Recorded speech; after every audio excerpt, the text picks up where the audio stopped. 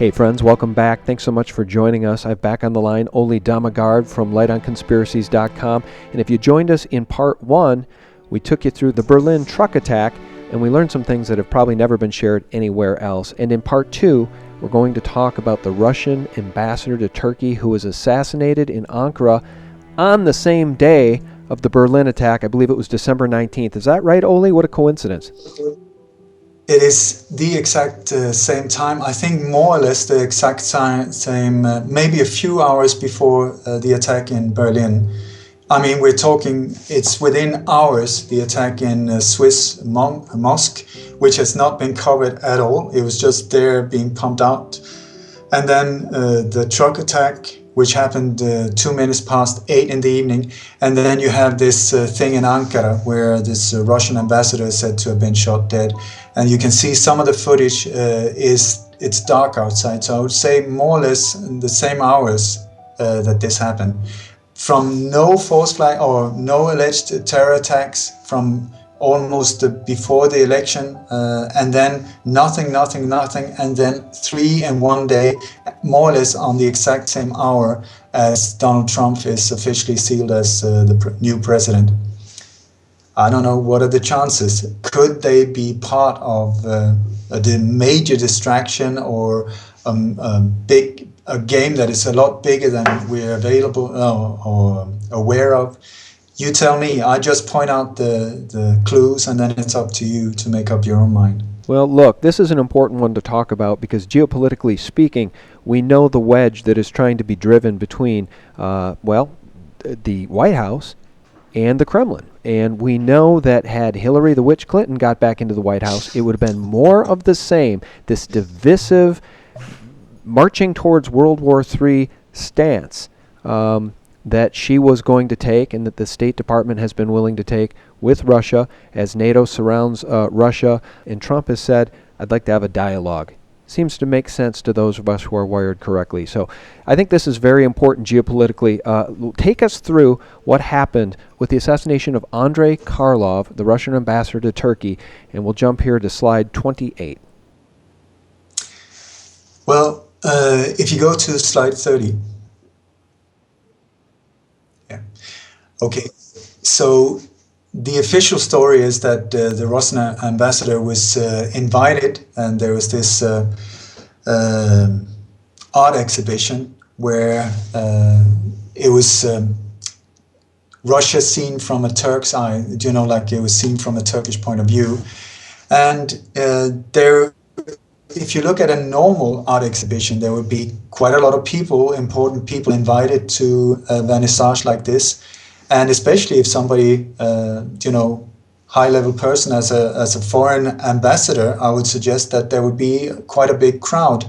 There might be security because it's a foreign ambassador and so on, and media footage and so on. What we see here instead is totally the opposite. Very, very few people, a few children even, but we're talking like 10, 15 people max.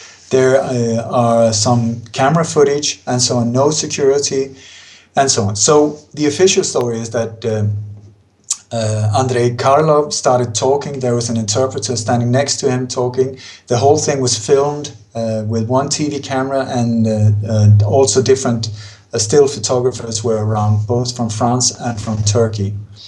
And in the background, there's more or less only one person in the background that is walking around in a black suit. He's almost dressed like James Bond, and he walks around behind the ambassador in the lit up area where the cameras, everything is set for filming. And he stands like a bodyguard. He stands with his legs wide apart, very calmly. He's just standing there walking around. So he looks like a bodyguard, but he's not. He's an off-duty Turkish police officer.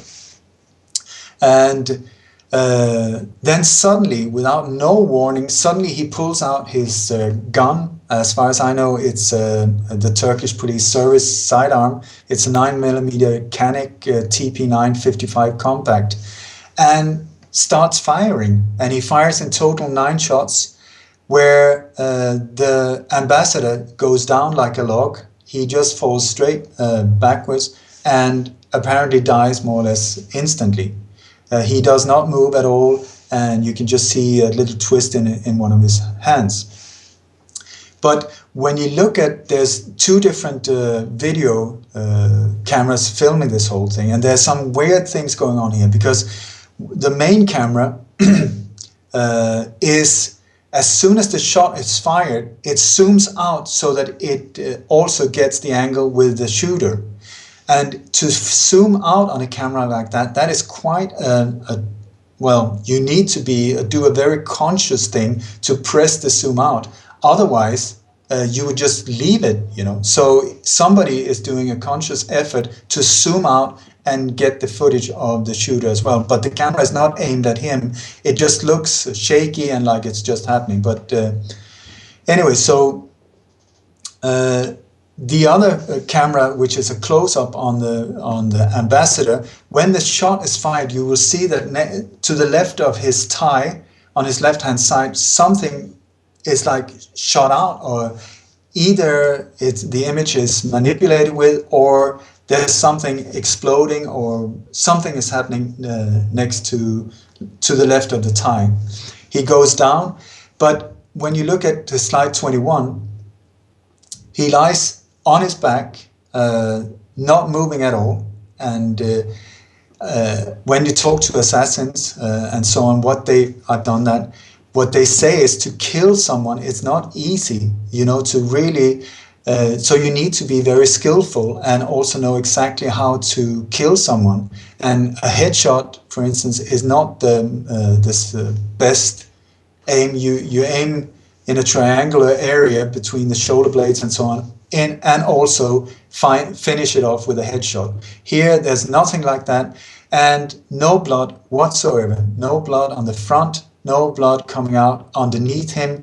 There is said to be a slight little puddle under his head. But if you look at if a bullet enters your cranium or your skull, there will be blood pressure. There will be pressure, and the blood will pump out quite a lot. Here we have absolutely nothing. And then on the top of his vest, it's like something is sticking out. I don't know what it is, but it's there on all the different photos, on all the different footage. It's just sticking out. I would suggest that it might be part of like, you know, like these film effect things with a blood bag that explodes when the shots are fired. Yeah, squibs. Well, but so what is your thesis here? Is your thesis that this is a false flag and that the ambassador wasn't actually murdered? Can I keep pointing things out, and then it's up to you? Yeah, you may. Sure, go for it. I put major questions around this whole thing, but I'm also confused at the same time about what actually happened. But so the guy is walking around. If you go to 32, after he pulls out the gun and he shoots the ambassador, one of the things that you will see if you compare the footage is that when he pulls out the gun, the first shot is fired before the gun even leaves his jacket, or if he's got it in his belt, but it's still not pointed towards the ambassador when the first shot is fired. The sound of the first shot is fired. Then he keeps firing 9 shots, and the camera goes back to the guy. But if you listen to the sounds and the movement of the guy, you will see that at least 1, maybe 2 of the final shots, when they're fired, the gun is aimed down at the floor. No holes in the floor, no nothing. There are no empty shells falling out, coming out of the gun. There are no shells on the floor. So I put a major question mark around the shooting. Also, there's footage of the guy from the outside, but if you look inside the gallery, there are no windows. So go figure that one. Now, you said that there was no blood, and in image 34, slide 34, there appears to be what I would describe as a pool of blood underneath the body of Karlov. It's not correct what you're saying. But if you go to 33 first, sometimes when they do, like I said, many times when they do these things, there's a psyop being played out as well to convince your subconscious about things that you're not aware of. And this image is right the second before the shooting. If you look at the 2 paintings or photos behind them, you have somebody's kneeling down, putting down flowers, just like we've seen on so many of these terror events, Right. It looks in like a front of memorial. some. Right. A memorial. And then on the other side, it looks like a cannon. It's a massive cannon with two big cannonballs next to it. You will see when he goes down, there are two massive cannonballs. But what are they putting the flowers down in front? And here we're looking like it looks like the Turkish flag, with that with they on their clothes, with this white moon and star on the clothes of these people that are putting down the flowers. And what are they putting down the flowers in front? Some people have suggested that it looks like a monster, or what is it they're putting down the flowers of? So I don't know. But what I do know, when I look, if this is a false flag, then they have put a lot of effort into the details. So I would like to point these things out. Yeah. To me, it just looks like Then, a giant tree trunk around which a memorial flowers have been placed. To true, me. true. But But so let me just ask, because the audience must be wondering, and again, you know that I think you're one of the preeminent researchers in this area, so you're catching me very off guard with this thesis that maybe he wasn't assassinated at all, which begs the question, was Putin involved? And of course, Putin would have to be involved because he's spoken specifically about the assassination of the ambassador, and then it calls to mind Turkey's role in Russia and Turkey making alliances, trying to supersede the United States and John Kerry to come to some sort of agreement over what's happening in Syria. Do you think that it's possible that this entire thing was an orchestrated false flag between Russia and Turkey? I have to ask the question because you're catching me off guard here. I thought the man actually had died, and until I learn differently, I'll believe that was the case. like I said, I'm confused. I don't know, but it's a very different one. I mean, something is very clearly different because Putin suddenly is there involved. I mean, these things, if it's a false flag, I mean, people around Putin and these leaders, they would crack this right away, saying, "Oh my God, it's staged." So it would be very obvious for them. So what's going on here? And I'll come to different details further on that will just blow your mind. So if we continue to slide 34, here you got James Bond. It's the James Bond stand. The body is there. It's not a pool of blood underneath. It's his jacket that is just on the floor. You will see if you go into detail or zoom in on that image. But it's the same photographer. His name is Nasim Kilic. That is said to have taken, or it's his name under these photos. One of the photos straight from the front with a guy running around with the gun, and one straight from the side. I mean, if you had a mad shooter running around screaming Allah Akbar, aiming at people, shooting, and just murdered someone like that, would you as a photographer just walk around very calmly, take high quality images from all different angles? And also look at the people in the lower image very calmly with their back towards the shooter. And then if you go to slide 35, that is where the photographer should be, the location should be there, but there's no one there. So what's going on? And I would suggest what we're looking at is multiple takes, a stage film. If you go to 36, and please understand, if you doubt me, there are like hundreds of interviews on YouTube where I go into great details and many, many other things. So the things that sounds totally that I'm off my rocker, please, for my credibility, check out some other interviews and so on. Then you have, in slide 36, you have the shooter when he's running around screaming, and then after the shootout, or it's said there's no footage of him being shot, there's no testimonials about him being shot as far as I know. And if you look at it, he's clean shaven when he's running around with a gun, but he's unshaven when he's dead. And I would even question if it's the same person, because the guy running around shooting looks Caucasian, I mean Turkish Caucasian, but the guy on the floor looks Arabic. Mm-hmm.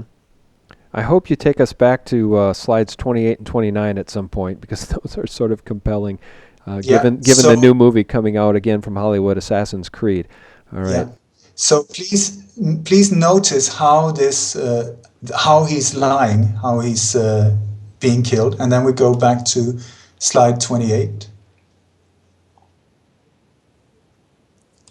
Or let's go to slide 29. 29. There we go. Yep. 29. Okay, because once again, I would suggest there is a psyop part of this whole thing. And one of the things that is just mind-blowing is that many of these things that I have been part of and other researchers have been part of exposing over the years have the characters, the real people, have suddenly turned up as characters in video games like the Call of Duty, Assassin's Creed, these type of films and computer games, other ones as well, where Anders Breivik with the mass shooting in Norway, he's also part of one of these games. Michael Vernon Townley, who was part of the of killings Olof Palme in Sweden. He was also part of killing Salvador Allende in Chile. He was the guy who killed Pablo Neruda, the Chilean Nobel Prize receiver in poetry, and so on. He's an assassin that has been used all over the world many, many times. You go and you see some of these computer games, and there's a character called Michael Townley.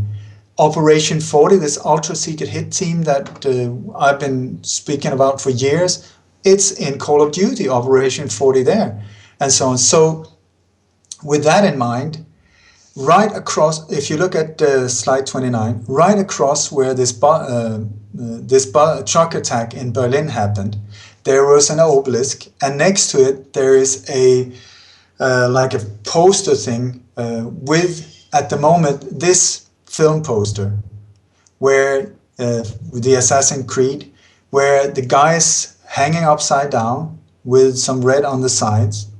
If you compare that and the way that the shooter is lying down in Turkey, compare that to the Hangman tarot card, there are similarities, I would suggest. Then if you go to slide 28, the Assassin's Creed, the latest movie posters or some of the latest, that they're doing signaling something. It looks like YMCA, when people are dancing. I don't know the meaning of these, but apparently these figures are really showing something. And in the Berlin attack, there was an arrest made right after it, and the arrest was made of a suspect at another very symbolic location in Berlin, the Statue of Liberty, where you got this figure standing right on top of this obelisk again, very similar to Assassin's Creed. So I'm not saying this might just be coincidences, I'm just pointing them out. But then, if you go to slide 37, we're going into some weird areas now, I tell you. In slide 37, in 1995 or before that, there was a game called the Illuminati card game that was released. The last time it was printed was in 1995. And it's a standalone card game made by Steve Jackson Games, SJG, yeah. And if you look at they have a logo with a pyramid with the all-seeing eye in it. And these cards, you can find them on Google Images and so on. You just search for the Illuminati card game. There's been so many of these cards over the years that have predicted things that then happened. Including 9/11. To great detail, like the Boston bombing, 9/11, many of these. So when these things happen, I often check out the cards of this game because it's almost like the New World Order agenda that is being played out in front of us. And here we have a card with an individual that looks extremely like the guy who was said to have killed the ambassador. It's called Teflon coating, and around the two truck attacks, there's been several comments, I'm trying to find out why, but where people have said, yet another truck with Teflon coating. I've tried to get hold of these people who made the comments and asking them, what do you mean? What do you mean by that? Because I know Teflon coating is, you can spray it on a car and it will sort of protect it, but then when you wash it, it goes off, as far as I know. But Yeah, here, nothing the sticks card to is a coated. Teflon coated pan. Nothing sticks. That's the idea. Nothing sticks. Yeah. What does this Exactly. what does this card say? Can you read that? I can't quite make Yeah, that it out. says Teflon coating. It says play this card when a personality is attacked and enemy media groups are involved. All media attacks announced so far are cancelled, and no other media groups may aid the attackers. Hmm. Yeah, I say the same. I don't understand it. But then a few days later, if you go to slide 38, another card was released, and it's called Backlash, where it's the same person, but it seems like it backfired. The operation backfired. So I'm just pointing these things out, Sean. I do not know. I'm still trying to figure out what the hell happened. But then if you go to slide 39, because I find to understand this one is very important, because this is the first time where suddenly Putin is involved. Hmm. And so the thing is, maybe Putin is the one behind this one. Do you know that showing that Russia can do these kind of crap operations as well? Yeah, that's right. Russia can perform these same types of false flag events to create sympathy for Russia, whereas everything else is always sympathy for the West or Israel or the officialdom or the powers that be, or to demonize Muslims, etc. Back Uh, to you. so there's definitely something different with this operation than with the other ones. So just like you say, maybe this is when maybe Russia has been or Putin have been aware of that they're going to pull these false flags off in Berlin and so on, and then at the very same exact time they do another one to cover their own butt to get empathy for Russia. I don't know. I don't know. But there is a video, and I'll send you the link here that people can watch. And it's from when the casket, the coffin with the dead ambassador arrives to Russia, and there's some soldiers coming carrying the casket. Please watch the casket, and you tell me. For one thing, I mean, this ambassador was a big man, a heavy man. One of the things is that would he even fit into this casket? It's not a big casket. And then the way they carry it, I mean, they carry it on their fingertips. And then when they put it down on the table, you see it's like a cardboard box. It weighs nothing. It's like a joke, but you got all the official people standing there. You got media standing. So what the hell is going on? And then you got the funeral, the official funeral, where with an open casket, where there's somebody in the casket, him, dead, alive, a dummy, I don't know, but there's somebody in the casket. So major question mark. So I need to look a lot more into this one, but I hope that I raised some questions at least around this event. Well, you definitely caught me off guard. I didn't know that we were going to go down that particular rabbit hole in that particular way. Um, Slide 40. Are there other slides here that you want to talk about before we lose you? Yeah, yeah. Slide 40. Well, right after this, this was all happened on the 19th of December. And then on New Year's Eve, boom, it happened again. And then today on I think it's the 6th or 7th today, it happened again. Boom. And these attacks have been now in Istanbul and in Izmir in Turkey. And on New Year's Eve, it was said that there was a new attack, that there was a lone crazy guy, a shooter, that went into a nightclub called Reina, which means queen in Spanish. It's down by the river near the bridge that crosses between Europe and Asia. Very symbolic bridge, once again, a symbolic location, and it's down on the waterfront. It's an open air restaurant, big disco. And there's one guy that is said dressed up as Santa and had entered this place and just started firing, killing people all over the place. So there is footage of them. There's shaky, blurry footage where you see this guy coming running with a machine gun on his way in there.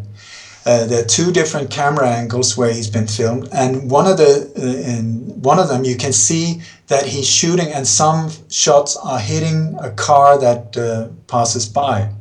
But if you look at slide 40, you will see there's a lot of sparks flying. And also on the different shots where he fired, there's a lot of sparks flying. This is not the way it looks if you hit a car.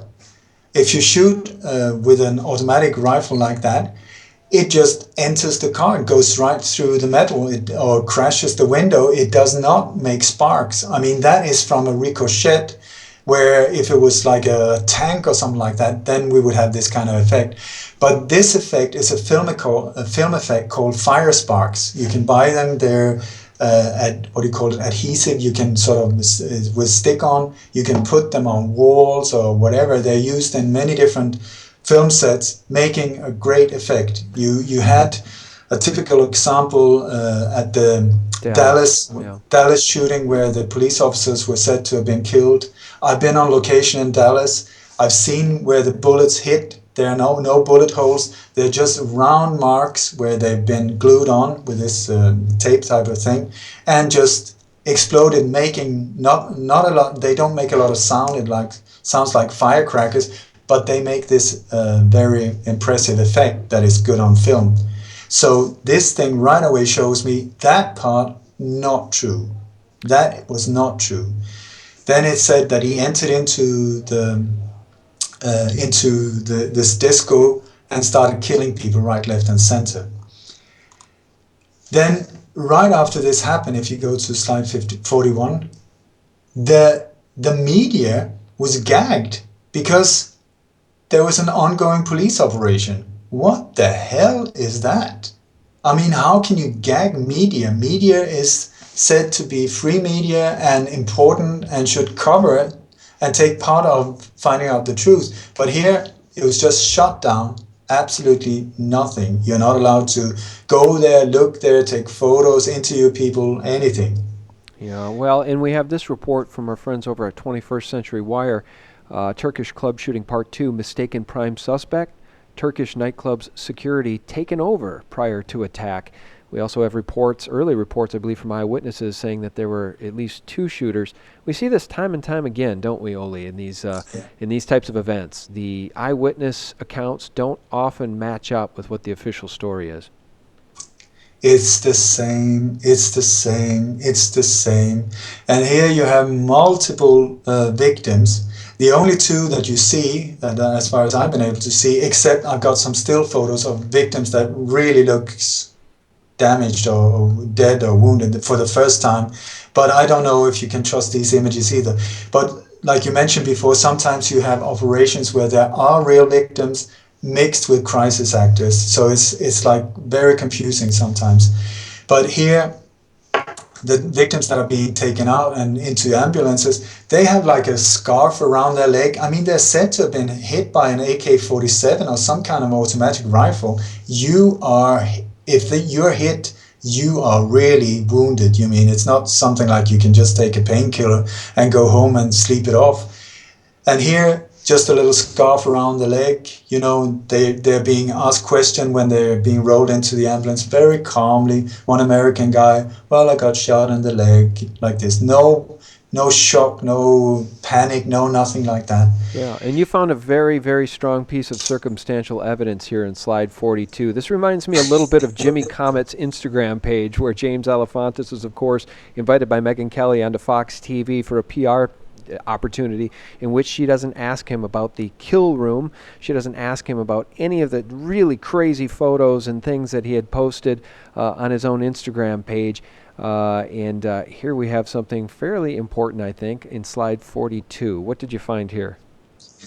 No, it's from BBC's website. I got it from a friend who just saved it from the 30th of December 2015,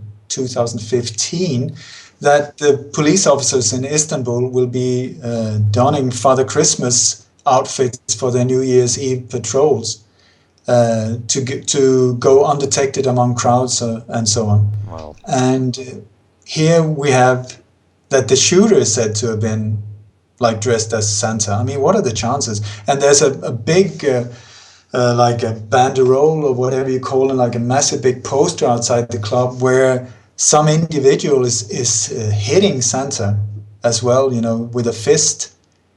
And very, very odd. And then the prime minister went out and said, no, no, no, he wasn't dressed as Santa, but it's called a Santa shooting anyway. And once again, very symbolic. Santa Claus is very symbolic. New Year's Eve is very symbolic. And then if you go to slide 43, this is the entrance to the club. And if you look at that, I mean, it's supposed to be a DJ, you know, with a turntables and dancing people in the background. But what do you actually see? I mean, that, I think, looks just as much as somebody shooting people. Do you know, if we're talking subconscious, what are you taking in? And then it says down on the right, tonight it's your time. Do you know, outside the stadium, in Paris, when the Bataclan massacre and the alleged bombing of the stadium and so on, outside there were massive big Coca-Cola banners. I mean, massive.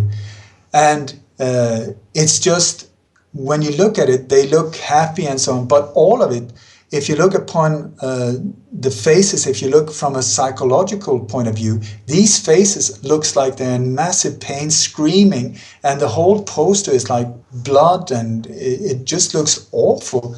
But it's made out to be, oh, Coca-Cola, yoo-hoo. So many times in the background they have these type of things. You know, the 7/7 bombings, the bus that was blown up, on the side of the bus, one side it says brilliant, it's about a film, Terror, Pure Brilliancy or something like that on one side. On the other side, there's just this big poster of an explosion and a Coca-Cola bottle right in front of it. No text, no nothing. So I'm saying they're playing games with us. They're playing games with our minds. And I would suggest this could possibly be part of this one. And then to finish the whole thing off, after the Bataclan, there were, you know, the death metal, what was the name of the band? Wings of Death Metal. No. Sorry, Eagles of Death Metal. And I tell you, they were totally in on that operation, not taking part of it, but the whole thing was just not true, what they were saying and so on. And then after that, they had a massive big concert together with Bono and U2. And they had it in this massive big concert hall in Paris that is totally like a pyramid shape, very, very Freemasonic design, all of it. Anyway, when the Nice attack happened, well, Bono was in a restaurant just 100 meters from it, having a nice time. And here, in this very club, the Reina, you have Bono together with the owner. I do not know if that photo was taken that evening. I'm just pointing this out. And you will see there's lots of photos with Bono, with Obama and many of the other, David Cameron, these other people that are part of this New World Order agenda. So just pointing it out. Yeah, well, it's a small world. I guess we can say that as it pertains to Bono, but those are interesting connections. And I guess this leaves us all scratching our head a little bit, Ole. This type of information is so important. It's so important for us to be able to look at the events that are portrayed by the mainstream media, examine the official stories, and using this lens, using this language, and using critical thinking, try to dismantle these official stories to try to find truth. As I just recently said in an interview with my friends Gans Shimura, if we listen to what the mainstream media tells us and then we flip it on its head, we can usually get closer to the truth. It's so true. It really is true. Everything is upside down, I tell you. Ole, I think it's so important to take a look at these things and dig deeper, and there's only a few people out there willing to do it and willing to spend the time it takes to do it well, and you've certainly raised some questions here for us as it relates to the reported assassination of the Russian ambassador to Turkey and, of course, in part 1, the Berlin truck attack on December 19th. Ole, before I let you go, I just want to ask you, do you have a PayPal account? Is there any way that people can donate? I know I have very supportive listeners, and even if everybody just pitched in $5 makes a big difference. How do people donate? On my website, Light on Conspiracies, there are donation buttons, and I tell you, it is extremely appreciated. I'm a one-man band. I'm not supported by anyone. I'm doing this full-time. I don't have time to have a normal job, really, and I have a family to support, so very, very appreciated. I have my books, and I've got a newsletter, a monthly newsletter, and a membership area on my website. These are the sources of income.